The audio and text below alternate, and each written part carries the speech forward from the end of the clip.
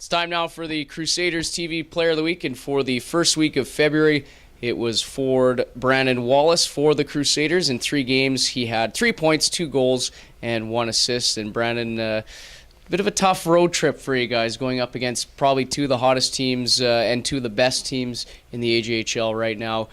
Friday in Brooks, and then last Saturday in Okotoks. You see him twice again in a span of a week, but fall to them, and then a disappointing result in Calgary against the Mustangs. But for you personally, with 3 points, what was going right, I guess, if we can say that, in your game this weekend?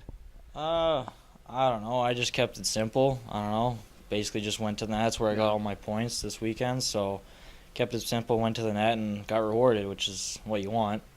Even though we didn't get the 2 points from the wins, it's tough, but it's the way she goes. Can you build off that? I mean, I know you mentioned going hard to the net and going through the middle of the ice. That seems an area where you guys have lacked goal scoring, but obviously you've provided that. You're hoping the guys can maybe feed off that, and going forward in the last 10 games, that's something that you need to do. Oh, yeah, we need to go to the net. We can't score all the goals from the perimeter. We can't score from, backdoor plays, all the nice plays you want. Sometimes you got to get the gritty goals where you just go to the net, bang one in. You can't. They're not all going to be pretty, but they all count. So, yeah, they don't ask how, just how many. I'll ask you, Friday in Brooks, a tough building for you guys to play. It seems that each home team in the series over the last few years have really held the number. Brooks finally getting a win last year, and obviously you guys, it's been a few years since you've won in Brooks. But what makes that environment maybe one of the toughest places to play in all the Alberta Junior Hockey League? I want to say it's their fans. They're always there. They're always cheering loud and proud for their team, and I think they just feed off of it. They're a well-skilled team, and that just helps them even more going into that barn. So it's always tough going into that place. Saturday in Okotoks, you guys are right there with them with the Oilers again. Maybe the turning point in that game is the goal that gets called after it looked like it hadn't gone in. It hit the post, a shot from the left side. And then a couple minutes later, there's a bit of a discussion and a review. Ultimately, it was a goal. But what was maybe the mood on the bench when something like that happens? Maybe not so much specifically that goal, but just when something like that happens, what goes through the mind of the player? It was tough to see because, the ref called it a no goal on the play, and you think, okay, whatever, it's no big deal. And then 2 minutes later, the goal judge says a goal. But how can you say that it is when the ref called it a no goal on the play? It's tough to bounce back. It is, and they got the momentum from it, having another goal. They got another one right after. It's tough, but I think we kept in it. We got that late one, but it was not enough, fortunately. But it is tough to bounce back sometimes. But I thought we did all right. We didn't get the W, but we kind of bounced back a little bit, even though it was kind of a setback in the momentum. But tough one in Calgary as well. It's good for you for coming up here and discussing all this.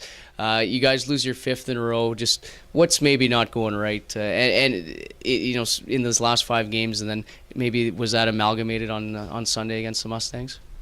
I just think we haven't been getting the balances we want. We haven't been the last few games. We've had some tough balances. The puck's just not landing on our stick right. Passes haven't been there, and we haven't been getting the breaks when we need to. When other teams, they've been capitalizing all their chances. And it seems like whenever we get a chance, we seem to have 2 or 3 more just to put one in. And it's been like that the past 5 games. But hopefully we can change that with a week of practices and then get back this weekend against 2 teams. So we need to get some wins. We need to get back in the win column. Is maybe a game against Bonnyville, your arch rivals, just what the doctor ordered for Saturday? I mean, as a veteran, probably easy to get up for this game coming up on Saturday and Fort McMurray on Sunday. But do you think maybe it's just the Pontiacs coming in here is what you guys need? I think it's the game we need to get back at. I think this year we've been kind of up and down with them, but last time we played them, we had a really good game. We played well. We were at home too, and we got the win. So I think being at home this weekend will help us a lot. Yeah, and against Fort McMurray as well. You played them well all year except for that one game that was here.